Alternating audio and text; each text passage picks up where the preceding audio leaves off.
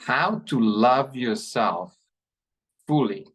That's the question today. And I have Jennifer here with me, and she is a specialist in self-love. What have you got to share today? Ooh, I don't know if I'm a specialist in self-love, but it's definitely something that I've been working on mastering, I guess you can say, and engaging with the self-care, with the soul care, with how to love myself fully, how to love myself unconditionally, because I usually tie it with productivity, for example, what I get accomplished, what results or impact I have. And I think I didn't have the best role models about what love even meant, what that was all about. I had a mom where you hug her and she doesn't hug you back, that sort of thing. And I had really dysfunctional relationships where the people that I was with just didn't have the capacity, I guess, to love me that the way they wanted to because they had their own stuff going on, and maybe they were also experiencing a lack of self-love, which I think is probably true, that resulted in addictions and self-destruction and not knowing how to love, and I think it's so important. It's actually a really great topic, Andra, that you're bringing up here because love is it seems like when we think about it through our mind, a really difficult emotion to grasp, to understand fully. And I think that part of the journey is really coming into the heart space, into understanding unconditional love, that pure love, that acceptance. I think acceptance has a lot to do with it. I remember when I was learning about being an empath and reading about highly sensitive people and kind of the journey that we go on. And I think that was my moment of awareness and awakening about how much I've actually neglected myself, how much I actually distance myself from myself because I was so externally focused on making everyone else happy or getting their approval or trying to be perfect in some way and wanting to just do everything right, because I came in as an accident, you can say, an accidental birth into this life. I wrote about that actually, Women Thrive magazine, a couple of years ago.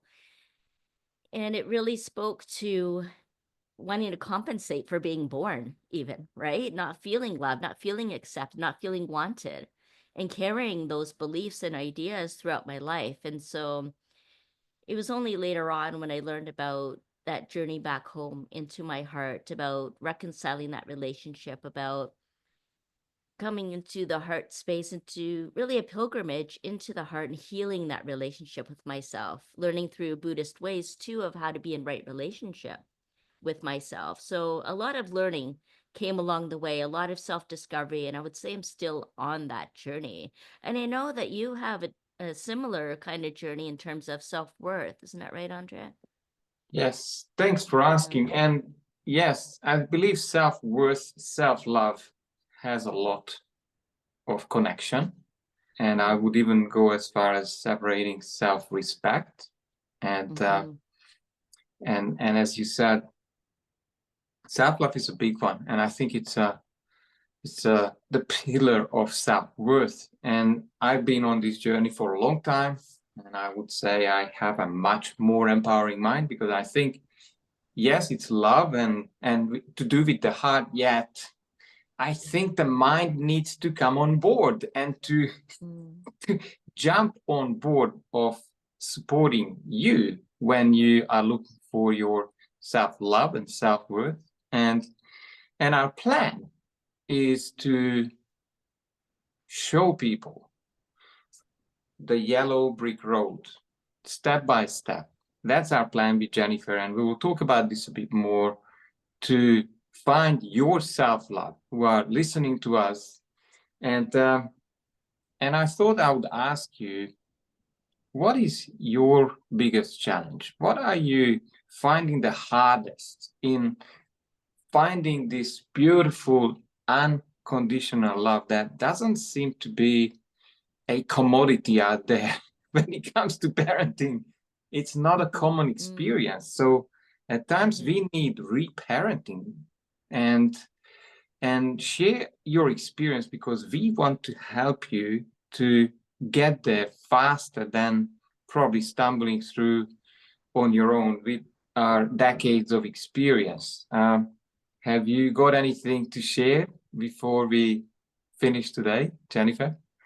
I think that's a great question that you're asking the audience here is about, yeah, why is love so hard? Why is it difficult? Why is it so heartbreaking? You know, what is it that gets in the way? What are those challenges? I'd love to see that in the comments for sure.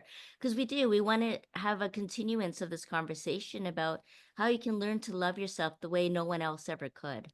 You know, so I love that we're starting to talk about this more. Thank you.